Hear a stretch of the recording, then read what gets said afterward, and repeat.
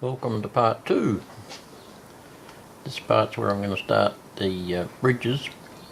Now I've got the outside frame of one of the smaller bridge sections pinned down here, cut and pinned down, and for this I'm using balsa wood. It's just under an eighth by just under a quarter, and that works out pretty good. So I've got to do the upright sections in here, and that will be one. So I'll go ahead with that and come back. Right, here's our first lot of framing done. Now they're all cut to suit and just sitting in there. I'll pin all these other ones down. And how are you going to join them all together, you might ask? Well, simple. I'm going to cut plates out that fit over all the joins, as in the real thing, where they have plates that go around where all the beams meet one another to hold it all together.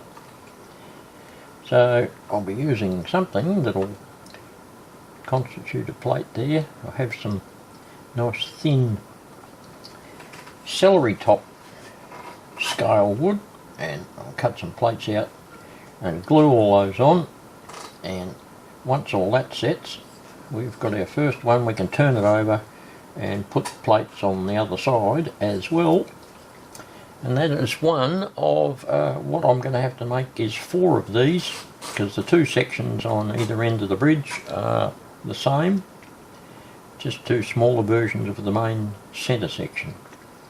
So once one's done, then I've got to rinse and repeat 3 more times. But I'll cut some plates out and come back and see you in a minute.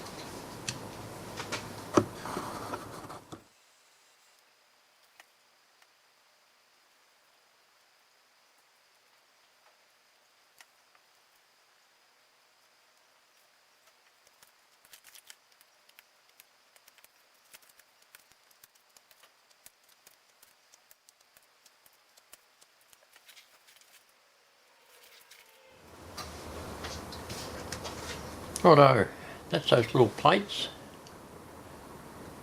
in inverted commas, cut out of some celery top pine, which is quite hard, strong, and also very light as well, just like balsa only and basswood, but yeah, very much stronger.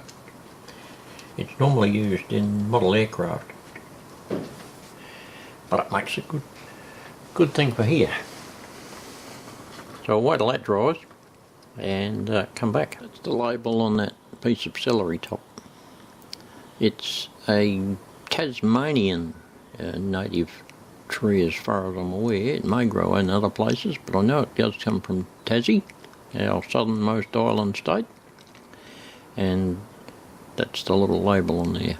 It comes in all sorts of different sizes, as you can well imagine, and extremely useful stuff. Just while I'm on the subject of balsa and celery top, if you're looking for any of this stuff and you live in Australia, Balsa Central in Adelaide, they've got an amazing shop with all the different sizes of balsa and celery top and other gear. They even have little sheets of ply that are made out of the stuff. Yeah, so Balsa Central in Adelaide. Righto, that should be dry. Take these blocks of wood off.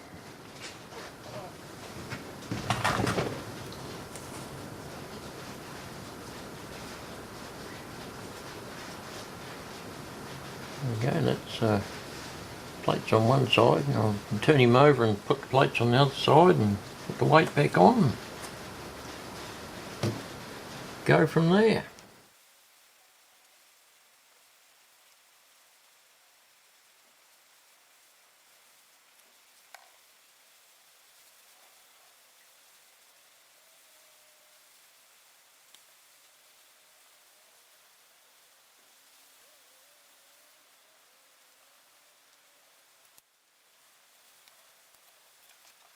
I have cut some of the watercourse openings out, bridges here of course, through the bridges. There's more to do over that side. I'll get round there afterwards once I sort of get a handle on my own brain what's going to go on here. And I think the next step for me is to get it in my head is to give this a good blow down with the compressed air, sawdust out of the way, and get some coats of grey or greeny sort of colours on the base of this here to give a bottom to our watercourse. And what I'm going to do is, once I've painted underneath there, that'll give it the depth, but rather than using great heaps of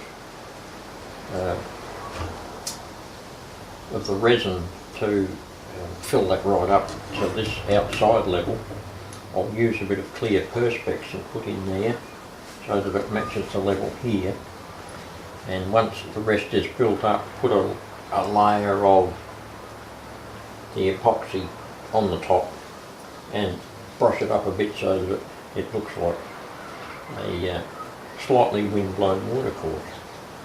That's the plan anyhow. So I'll go on with blowing all the dust out of the tracks and the tunnel and get some paint on. See you in a bit. I've got some paint on, dark browny colour underneath there on the masonite, and some grey there to simulate the underside of the girder bridges that are going across there. Already it looks a lot different.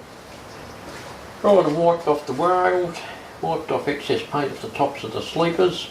I'll touch them up with a bit more weathering and whatnot down the track a bit. But there's our base, and I've just got to start working out some hills and things here. But yeah, just a bit of paint. It puts a whole new perspective on the whole job, and you can get a much more advanced idea as to what's going to go on.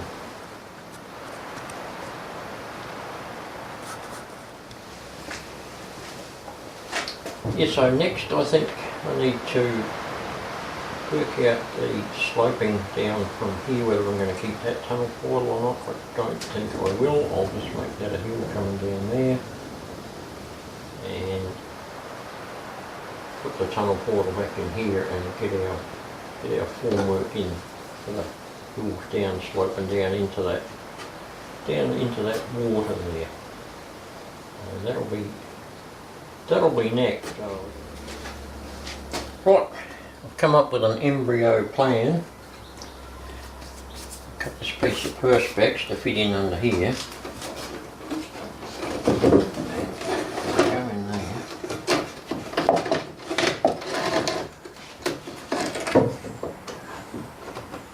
Like so.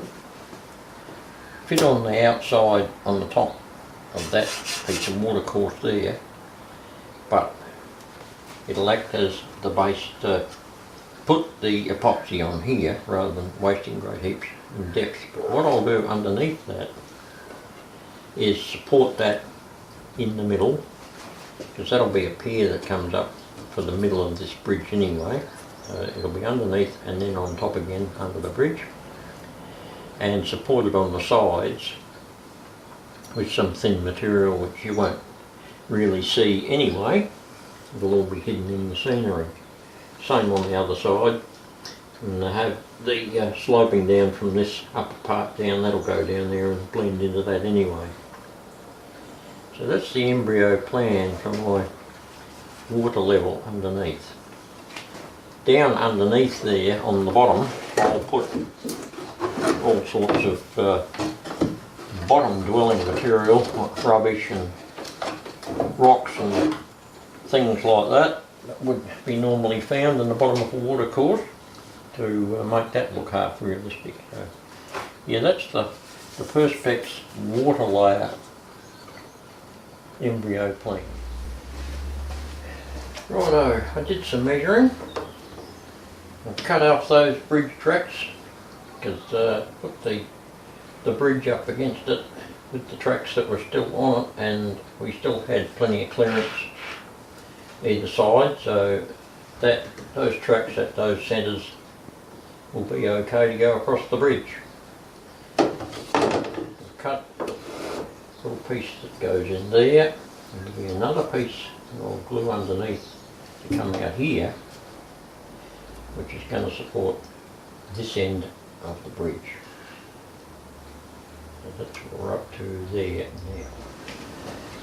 Oh no, what are we up to? We've got a support down in there. That may look a little weird at the moment, but it will all come together. We've got to put some cloth on that and slope that down to the bottom. And there'll be the same on the other side, but a lot steeper. And then once the Perspex goes in here, then I'll put more coming up here and up to this area here. There's a support in the middle because this girder bridge here has got a kink in the middle of it, so it's actually a two-piece. So it's two straight ones there and two straight ones there, but they're off on a slight angle, so we need a support under the middle. I've put some ballast on the track in here because it's just easier to do it now than later on, especially under here where the bridge is going to get put in. And I'll need the brick around in here as well before the bridge goes in. Get all this underneath finished long before that bridge fits in over the top, because otherwise it'll just be too awkward to do it afterwards. So that's the stage we're up to now. I've got a little support block glued on the side there drying. That's all part of the support mechanism for the bit of Perspex that's going in there, which will simulate the water as well.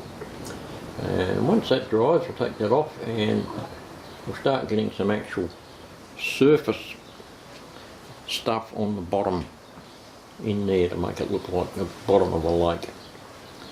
So that's what we're up to, so we'll see you in a while.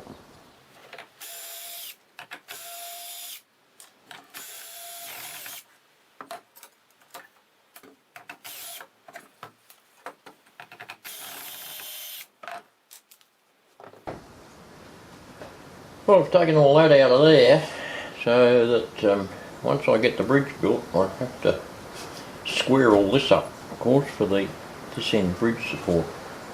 So that's why that's all gone. Make it easier down the track. This track will probably get cut off about here somewhere, depending on the length of a piece of flexi from the other end. So there's one piece of flexi going for each track going through the bridge and out the other side, so that it can just sit in and the joiners slid across.